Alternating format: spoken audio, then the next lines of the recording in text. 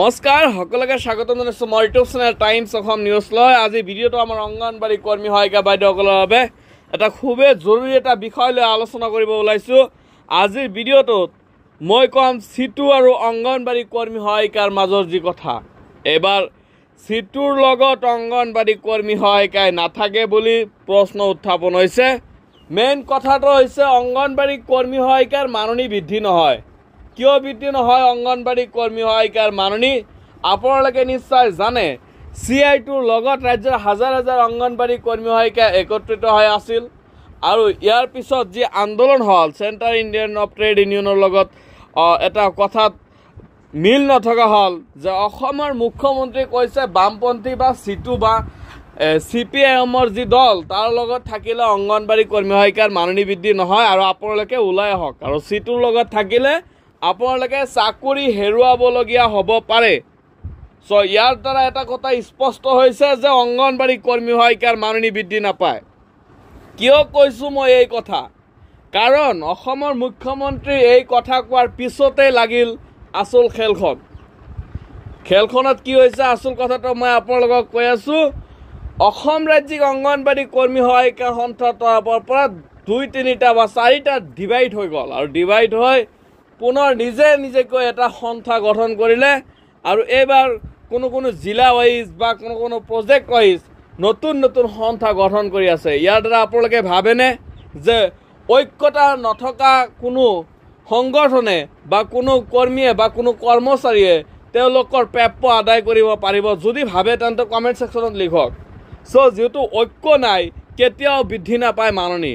আমাৰ অসমৰ মুখ্যমন্ত্ৰীয়ে এবাৰ ভাবিব যে ইহঁতৰ মাজত কোনো ঐক্য নাই বা কোনটো দলৰ কথা শুনিব বা কাক লৈ বহিব, সেইটো হ'ব ডাঙৰ বিষয়।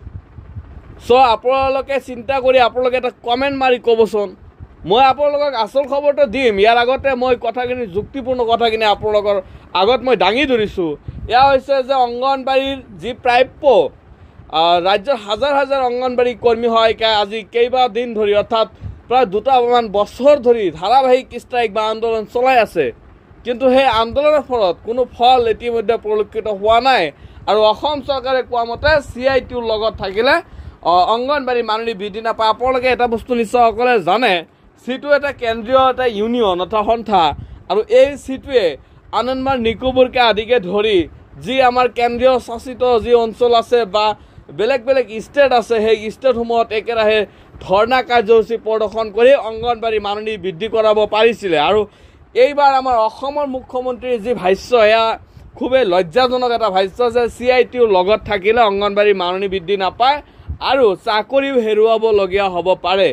আৰু এই কথা কোৱাৰ পিছতে CI2ৰ পৰা আগৰি ধৰিছিল মুখ্যমন্ত্ৰী, কিন্তু মুখ্যমন্ত্ৰীয়ে ইয়াৰ উত্তৰত কোনো প্ৰত্যুত্তৰ দিয়া নাছিলে। আৰু এইবাৰ দেখা গৈছে যে মুখ্যমন্ত্ৰীয়ে কৈছে যে নিৰ্বাচনৰ পিছত মাননি বৃদ্ধি কৰিব, কিন্তু ইয়াৰ মাজতে যিটো মুখ্যমন্ত্ৰীয়ে কৈছিল যে আপোনালোকে যদি আন্দোলন কৰে মাননি বৃদ্ধি নাপায় বা CI2ৰ লগত থাকিলে মাননি বৃদ্ধি আপোনালোকৰ নহয়। আৰু সেই গতিকে অংগনবাড়ী কৰ্মী সহায়িকাৰ ঐক্য ভংগ হ'ল। আপোনালোকে চাই আছে টাইমছ অসম নিউজ। কি হৈছে মই সবিশেষ আপোনালোকৰ বাবে লৈ আহিছোঁ বিস্তাৰিত। CI2 অংগনবাড়ী কৰ্মী সহায়িকা চিটুৰ অধীনস্থ অংগনবাড়ী কৰ্মী সহায়িকা সন্থাৰ মাজত অলপতে বিভাজন হয় অসম অংগনবাড়ী কৰ্মী সহায়িকা সুৰক্ষিত সমিতি নামেৰে ৰাজ্যত নতুন সমিতি গঠন কৰা হৈছে। অৰ্থাৎ নতুন আকৌ এটা পুনৰ সন্থা গঠন কৰা হৈছে। অসম ৰাজ্যিক অংগনবাড়ী কৰ্মী সহায়িকা সন্থা ভংগ কৰি নিয়মে বাটা আৰু আদিকে ধৰি কেইবাটাও নিউজ পেপাৰত এইখিনি প্ৰকাশ পাইছে। ইয়াৰ পিছতে উক্ত সন্থাৰ অধীনত বিভিন্ন ঠাইত ধাৰাবাহিকভাৱে নতুন সমিতি গঠন হোৱা আৰম্ভ হৈছে। মই যিখিনি কথা ক'লোঁ সেয়াই। আৰু ইয়াৰে অংশ হিচাপে আজি ৰঙিয়া কমলপুৰ অৰ্থাৎ এইটো 13 তাৰিখৰ আপডেট। ৰঙিয়া কমলপুৰ প্ৰকল্পটো অংগনবাড়ী কৰ্মী সহায়িকাৰ চিটুৰ বিভিন্ন কাম কাজত অসন্তুষ্ট প্ৰকাশ কৰি নতুনকৈ সন্থা বা সমিতি গঠন কৰে। অসম অংগনবাড়ী কৰ্মী সহায়িকা সুৰক্ষা সমিতিৰ কেন্দ্ৰীয় বিষয়ববীয়া উপস্থিতিত উক্ত প্ৰকল্পৰ নতুন সমিতিখন ৰাজহুৱাভাৱে ঘোষণা কৰে। নিৰ্মলা শৰ্মা পাঠকৰ সভাপতিত্বত অসম অংগনবাড়ী কৰ্মী সহায়িকা সুৰক্ষা সমিতিৰ অধীনত নতুন সমিতিখন গঠন কৰা হয়। আৰু সভাখনত সৰ্বসন্মত সিদ্ধান্তমৰ্মে সভানেত্ৰী হিচাপে ভৱানী কলিতা আৰু সম্পাদিকা মীনা কলিতাক লৈ উক্ত নতুন সমিতিখন গঠন কৰা হয়। মই আপোনালোকক যি কথা কৈছোঁ যে চাৰ্কল ৱাইজ বা যি ৰাজ্য বা জিলা ৱাইজ যি সন্থা আছে সন্থাসমূহ ভাগ ভাগ হৈ গৈছে আৰু বিভিন্ন সন্থা গৰীবৰো এটা সন্থা আছে অসম অংগনবাড়ী কৰ্মী সহায়িকা সন্থা সদৌ অসম অংগনবাড়ী কৰ্মী সহায়িকা সন্থা একেদৰে বহুকেইটা অংগনবাড়ী কৰ্মী সহায়িকা সন্থা বৰ্তমান নতুন নতুন নামকৰণেৰে সন্থা চলাই আছে কিন্তু আপোনালোকে ভাবেনে যিকোনো এটা ডিপাৰ্টমেণ্টৰ কাৰণে বা যিকোনো অংগনবাড়ী কৰ্মী সহায়িকাৰ বাবে 5টা বা 6টা 10টা 15টা সন্থা জৰুৰী নে আপোনালোকে কি ভাবে যে এইবোৰ সন্থা কৰিলে এনো মাননি বৃদ্ধি পাব সো মই কোনো অসম ৰাজ্যিক অংগনবাড়ী কৰ্মী সহায়িকা সন্থাৰ লগত নাই মই কোনো ৰাজনৈতিক দলতো নাই সো মই যিখিনি কথা কৈছে আপোনালোকে এবাৰ গুৰুত্ব সহকাৰে বুজি লওক যে 5টা বা 10টা সন্থা কৰি কোনো লাভ আছে নেকি যদি আপোনালোকৰ মাননি বৃদ্ধি নাপায় বা কোনটো দলৰ লগত বুজাবুজি কৰিব অসমৰ মুখ্যমন্ত্ৰী CI2 লগত নাই ধৰক CI2 লগত নাই অসম ৰাজ্য অংগনবাড়ী কৰ্মী সহায়িকা সন্থা আছে আৰু যেহেতু নাই সো এটা পুনৰ এটা নতুন সন্থা গঠন কৰিব লাগিছিলে কিন্তু এটাৰ পিছত এটা সন্থা অৰ্থাৎ এটা সন্থা আকৌ বনাইছে পুনৰ এটা বনাইছে এনেকুৱা ধৰণৰ এটা বেমেজেলি সৃষ্টি কৰিছে আৰু এই বেমেজেলি যেটো সৃষ্টি হৈছে আপোনালোকৰ হে আপোনালোকৰ কিমান যুক্তি সম্পন্ন আপোনালোকে কমেন্ট সেকশনত মোক জনাওক আৰু মই আপোনালোকক সেই কমেন্টখিনি পঢ়ি নতুন এটা ভিডিঅ' বনাবলৈ চেষ্টা কৰিম আৰু এইবাৰ যি তো নতুন সন্থা গঠন হল আপোনালোকৰ মতে এনেকুৱা কৰিলে কেতিয়াও মাননি বৃদ্ধি হ'বনে হে আপোনালোকে কমেন্ট সেকশনত লিখক মোৰ মতে এনেকুৱা ধৰণৰ কাম কৰিলে অংগনবাড়ীৰ মাননি বৃদ্ধি কেতিয়াও সম্ভৱ নহয় যেহেতু অসম চৰকাৰৰ তেতিয়া এটা ভাল পদক্ষেপ ল'ব যে আমি সিদ্ধান্ত কৰিব নোৱাৰিলো কাৰ লগত বহিম যেহেতু বহাৰ কথা কৈছে CI2 বাদে অন্য সন্থাৰ লগত বহিব সো CI2 বাদে বহুকেইটা সন্থা হৈ গ'ল আৰু এবাৰ কাৰ লগত বহিব অসমৰ মুখ্যমন্ত্ৰী অৰ্থাৎ কেতিয়া বৃদ্ধি কৰিব মাননি সেই কথাই আহিল যে 2 বছৰ পিছত মাননি বৃদ্ধি হ'ব সো এটা কথা পুনৰ আহিব যে 2 বছৰ পিছত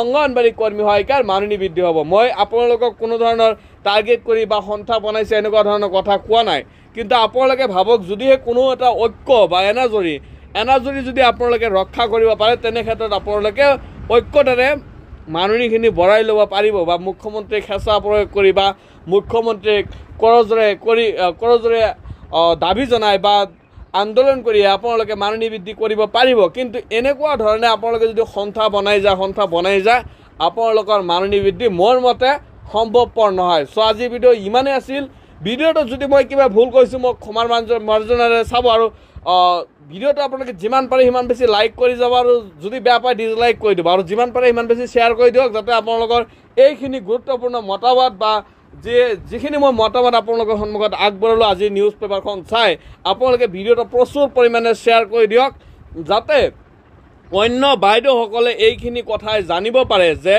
অংগনবাড়ীৰ যি মাননি বৃদ্ধি সন্দৰ্ভত কথা যে CI2 লগত নাই বহু সন্থা হৈ গ'ল আৰু CI2 যেহেতু বেলেগ চেণ্ট্ৰেল ইণ্ডিয়ান ট্ৰেড ইউনিয়নৰ লগত অসম ৰাজ্য অংগনবাড়ী কৰ্মী সহায়িকা সন্থা আছে আপোনালোকে তাত নথকাত কোনো প্ৰশ্ন নাই কিন্তু দিনে দিনে নতুন নতুন সন্থা গঠন কৰি মাননি বৃদ্ধি কৰাটো সম্ভৱপৰ হয় নে নহয়